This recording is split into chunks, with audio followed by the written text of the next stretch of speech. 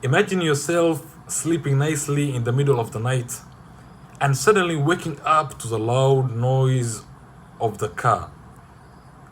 How would you feel? Would you feel angry? Would you feel anxious? Or would you just feel surprised? Good day to my fellow audiences. My name is Hirsi Abdiftah Hagar. My matric number is 268879. And the topic I'm going to talk about today is the usage of electric vehicles. You may ask yourself, why did I choose specifically this topic? Well, here's the answer. What I wanted to talk about today is the seriousness of the global warming and how it could harm our society.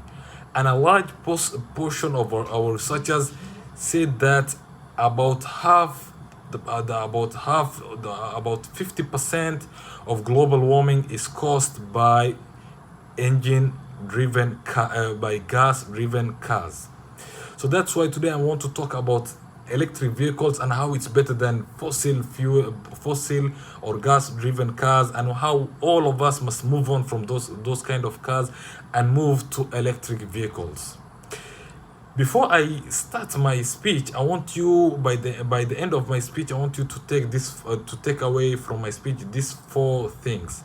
Firstly, is the benefits of the electric vehicles, and I want you to secondly take the damage and know that the damage caused by the diesel driven cars. And thirdly, I want you to know that the future of the cars, what would be the future in regards to the cars? Would the world still continue using the diesel driven cars while knowing how dangerous it is, or will it finally decide to leave it behind and go and take the safer cars, which is the electric vehicles? And lastly, how do we solve global warming through cars? First of all, let me give you a brief history of the electric vehicles. Who invented the electric vehicles? Electric vehicles were basically invented by a man known Williams. He invented it in the year 1890. And the revolution brought on by electric cars at that time was starting to pick up the steam, but it was limited. It had limited in its potentiality because the necessary infrastructure and technologies were not yet developed. When thinking as an individual about the electric cars and shifting your focus from the fossil fuels to one that's entirely electric, how would you feel? You must feel that you must have a good vision of a better and more optimistic world arise. So basically, when your thinking shifts from one focus on fossil fuels to one that's entirely electric, your vision of a better and more optimistic world will arise. At the University of Warwick, the production of and the improvement in the electrification knowledge and technologies that allowed the jump to an electric vehicle future was utilizing ultra fast wireless charging to aid in the poor world by recycling car batteries. So what do we need to think about right now and in the near future in regards to the cars as a whole?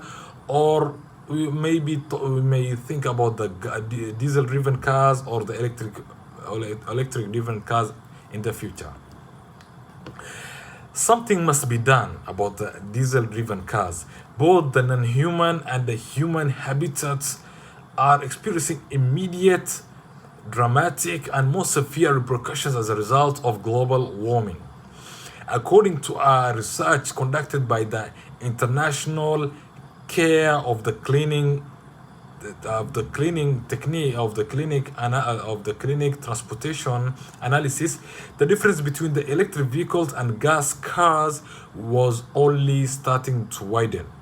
Why? Because electric vehicles run on the grid. The energy infrastructure is fast becoming greener as solar and wind power are added to the mix. So that was just basically the history or the introduction of the electric vehicles. Right now, let's focus on the benefits of electric cars.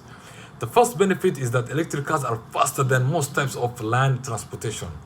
As we discussed before, electric vehicles offer a superior acceleration to gasoline-powered cars and more than adequate top speed for typical driving needs.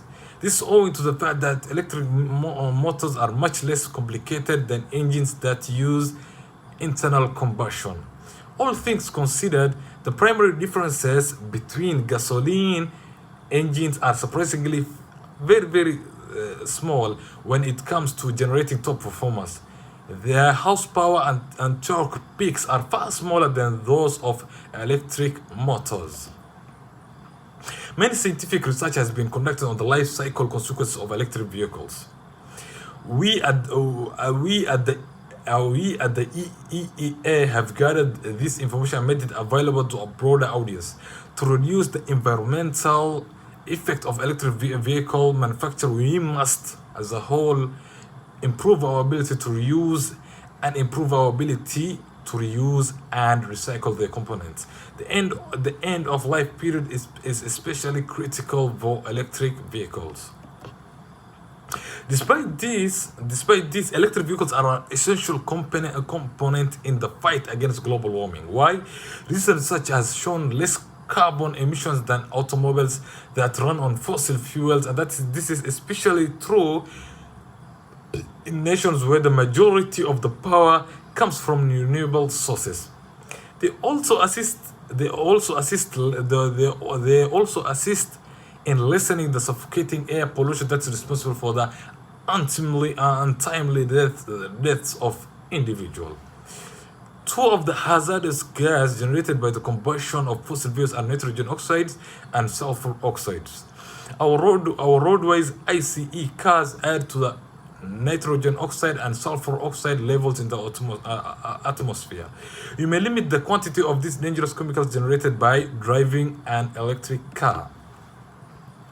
Researchers from the University of Cambridge, Exeter, and Nijmegen in the Netherlands discovered last year that driving an electric car is better for the environment than driving a gasoline-powered car in 95% of the world.